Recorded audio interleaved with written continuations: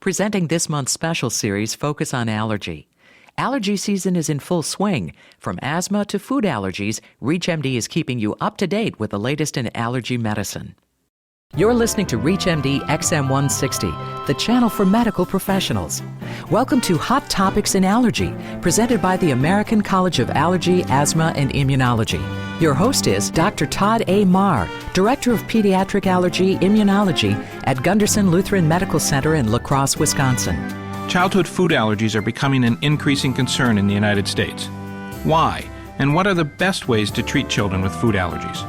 Joining us to discuss diagnosing and managing childhood food allergies is Dr. Scott Sicherer, Associate Professor of Pediatrics and a researcher at the Jaffe Food Allergy Institute at Mount Sinai School of Medicine in New York. Welcome, Dr. Sicherer. Thank you for inviting me. So the CDC recently released a study that demonstrated an 18% increase in food allergies among American children over about the past decade. Why is this happening? Why are food allergies increasing? Well, it was great to see that the CDC came out with that information because for many years now, studies that we and others have been doing have been showing an increase. And there isn't one quick answer as to why this increase might be happening.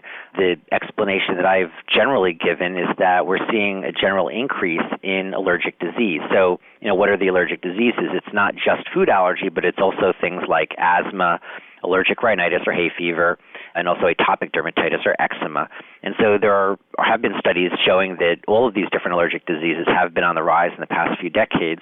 We had done some studies looking specifically at peanut allergy, and we did a telephone survey type of study of self-reported peanut allergy. We did the study first in 1997 and repeated the exact same study in 2002 and had for children a report of 1 in 250 with a peanut allergy back in 97, increasing to 1 in 125, or a doubling when we repeated that just 5 years later. And there were studies from the UK with essentially the exact same numbers over the exact period of time.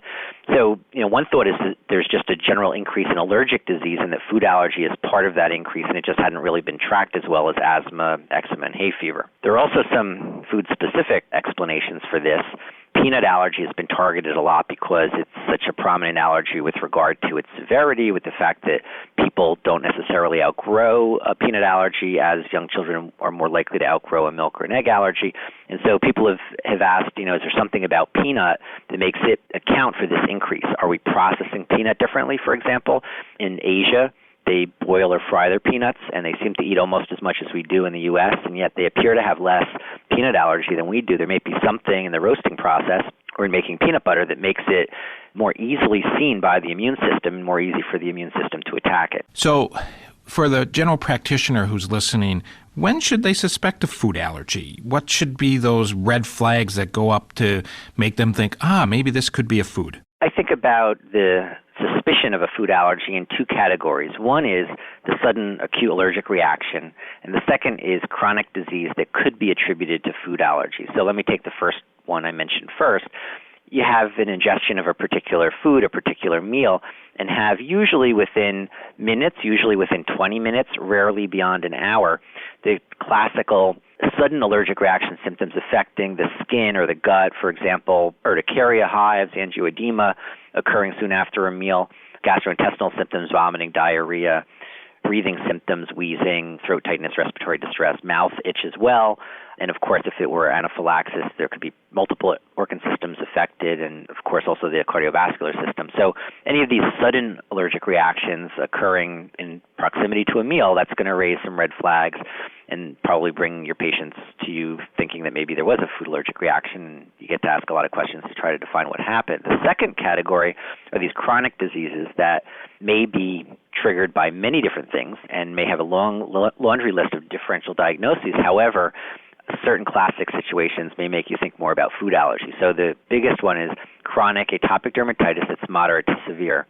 So a variety of studies have shown that children with moderate to severe atopic dermatitis, about a third of those children are going to have a food allergy. There's a bit of controversy as to how much the chronic ingestion of a food may be playing a role because there are many things that trigger eczema, and it's usually not just foods, but about a third of the children with atopic dermatitis are found to have food allergy, and for many of them, removing the appropriate culprit food from the diet will help in their skincare management. The second type of chronic complaint that you may attribute to food allergy are the gastrointestinal symptoms. And so there are several different varieties of these. Pediatricians are familiar with the breastfed infant who has mucousy bloody stools, and that proctocolitis syndrome is often associated with maternal ingestion of milk. A child may have a dramatic form of vomiting and diarrhea, either chronically or occurring about 2 hours after the ingestion of a meal. And this progressive vomiting, diarrhea, leading in many cases to acidosis even, and failure to thrive when it's chronically ingested. This food protein-induced enterocolitis syndrome is another version of a chronic symptoms that could be attributed to food. Another illness that we're seeing more of these days are eosinophilic gastroenteropathies, eosinophilic esophagitis. These are more commonly boys who are presenting around age 10 who often have an allergic disposition already identified but are experiencing reflux symptoms that are especially characterized by dysphagia, that food may even become impacted in the esophagus, and it's associated with eosinophilic inflammation of the gut, in the case of eosinophilic esophagitis, of the esophagus itself, reducing motility.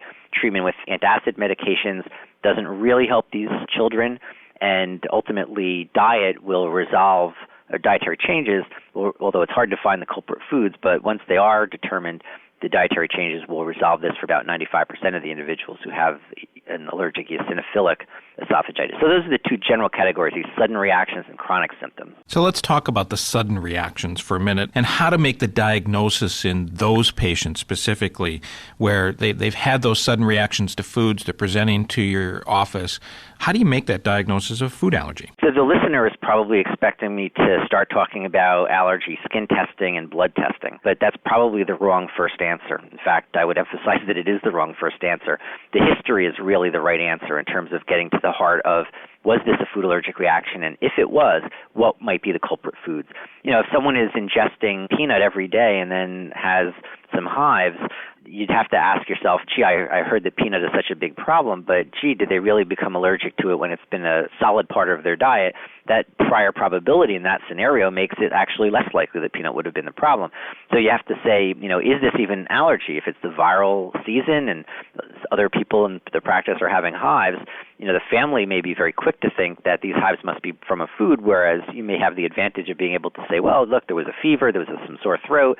These are probably virally induced hives, and maybe have not even go much further thinking about foods. But if there is a reaction with these various symptoms I mentioned earlier, you really want to try to focus the family or individual on what exactly was eaten, what components of the foods that were eaten might most likely have triggered this. And again, that detailed history will be focusing on, what were the side ingredients even of the meal. In some cases, even exercise can make a food that was previously tolerated become more of an allergen.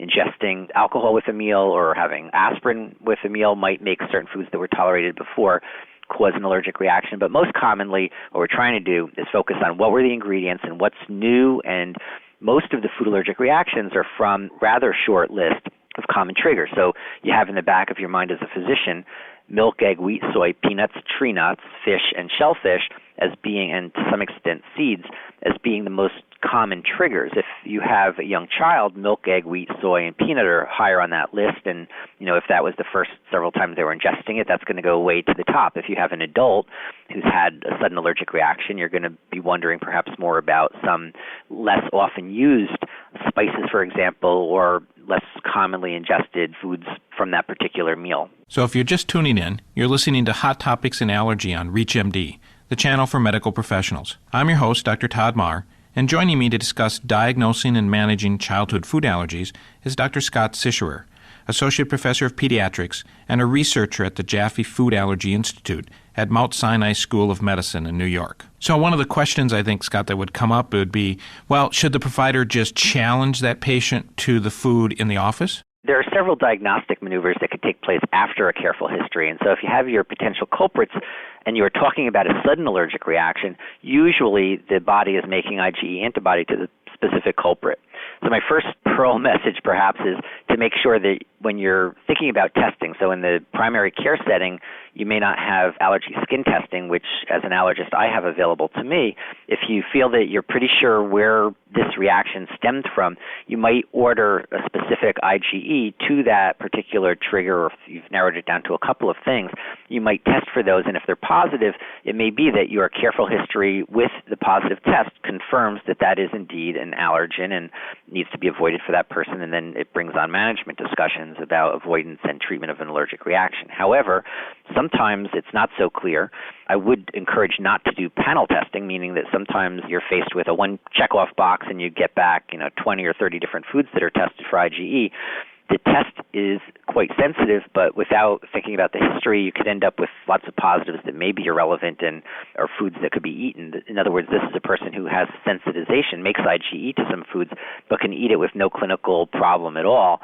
And in atopic individuals, you will often find that type of scenario where they test positive to things that they could eat anyway. So you really have to put together history with the test results. So once you've done that, you may be done, but if you're not done, then the other issues that we might bring in for the person with a sudden allergic reaction would be what we call a physician-supervised oral food challenge or feeding test.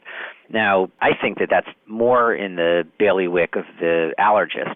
What we do in that case is we make sure from the history and the test that we're not quite so certain that the particular culprit food is indeed the culprit, and we will feed under supervision, sometimes by hiding the food in another substance so the individual is not scared and biased, that they may have some anxiety reactions that are hard to interpret whether they're reacting to food or not. So we may, quote-unquote, blind the challenge or even double-blind placebo-control the feeding test to ensure that we're on a level playing field, and then gradually let the person ingest the food under supervision with emergency medications available and see if they actually react or not.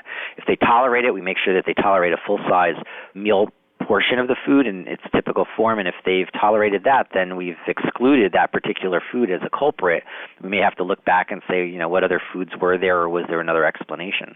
So you won't get any arguments from me that generally for someone who's food allergic and the provider is thinking this is a food allergy, they may want to do a RAS test or Inuit cap, as you mentioned, but referral to an allergist is probably way up on that list of what you should do next to get the expert involved.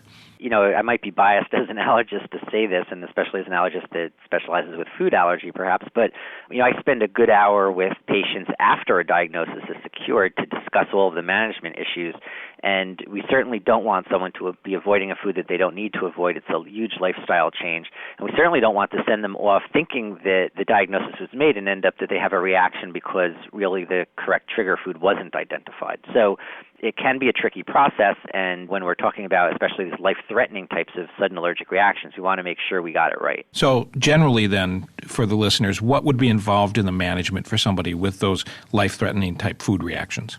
Unfortunately, today, we don't have a cure. We're working on that. But in the meantime, it's all about education for avoidance, which is multifactorial.